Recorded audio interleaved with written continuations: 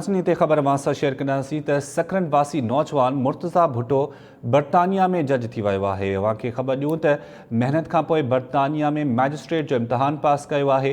Time news सां ॻाल्हाईंदे मुर्तज़ा भुट्टो इहो चयो आहे। हीअ ख़बर अव्हां सां शेयर कयूं पिया। सकरन वासी नौजवान मुर्तज़ा भुट्टो बर्तानिया में जज थी वियो आहे।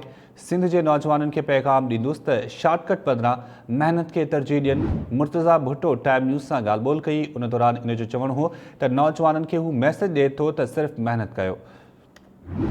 सकरन वासी नौजवान मुर्तज़ा भुट्टो बर्तानिया में जज थी वियो आहे। महिनत खां पोइ बर्तानिया में मैजिस्ट्रेट जो इम्तिहान पास कयो। मुर्तज़ा भुट्टो टाइम न्यूज़ सां ॻाल्हि ॿोल कई। 18 साल थी गया आहिनि। मैजिस्ट्रेट लाइ बणण लाइ हिकु वॾो प्रोसेस हुयो। कम से कम 1.5 साल थी गया आहिनि। हिन करे हिन जे लाइ मां हिकु इंटरव्यू ॾिना, हिकु पर्चो बि ॾिनो।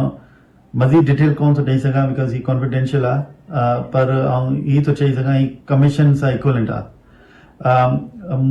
हिन कामयाबी सां मुंहिंजो माइट सोठ अली मोहम्मद, मुंहिंजो चाचो नूर मोहम्मद, मोर, मुंहिंजो कज़न हमीद, अली शेर, अनवर, माफ़ करना सभिनि जा नाला कान था लही सघां, पर सभिनि घणा ख़ुशि आहिनि। सिंस 27 सभिनि मैसेज था कनि ख़ुशी जे लाइ। मुंहिंजे भाउ खे, मुंहिंजी भुट्टो खे, माउ खे, मुंहिंजे पीउ खे, माउ खे, सभिनि मैसेज था कनि। बिकॉज़ ही ख़ुशी ख़ाली मुंहिंजी कोन्हे, ही सॼे गांव जी ख़ुशी आहे, ज़िले जी ख़ुशी आहे। बिकॉज़ ही हे मैसेज थो ॾे टाइम्स जी तरफ़ां, ही मैसेज बि थो ॾियणु चाहियां त तव्हां कुझु का बि शइ अचीव था करे सघो।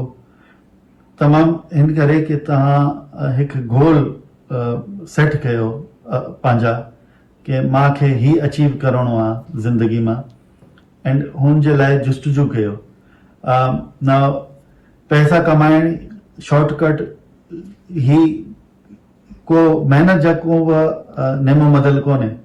तव्हांखे फर्स्ट करें पढ़ाई में कॉन्सनट्रेट करण,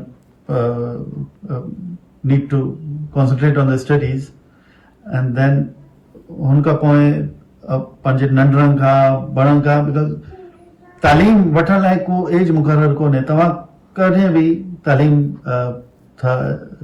सीखे सघो था। तालीम ई हिकु शइ आहे जंहिं खे तव्हां पंहिंजे सॼी फैमिली, सॼे गांव, सॼे ज़िले खां अपलिफ्ट था करे सघो। हिन खां बिज़नेस, ॿियो धंधो ही अचीव कोन थो करे सघे जे स्टडी। तो हिन जे लाइ क़ुरान में बि फर्स्ट वर्ड आयो त इक़रा मीन्स पढ़ो।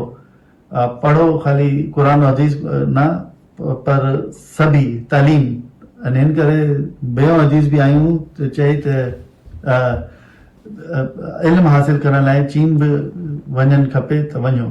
तो मुंहिंजो मैसेज इहे आहे कि पढ़ो, टाइम्स जी तरफ़ां पढ़ो, पंहिंजा गोल सेट कयो, ऐं पंहिंजी कम्युनिटी, स्पेशली पंहिंजी सिंधी कम्युनिटी खे अपलिफ्ट कयो ऐं हिन जा नाम पूरी दुनिया में रोशन कयो। मुर्तज़ा भुट्टो जो वीडियो मैसेज जेको टाइम न्यूज़ लाइ उन मोकिलियो उहो अव्हां ॿुधो। सकरन वासी नौजवान मुर्तज़ा भुट्टो बर्तानिया में जज थियो।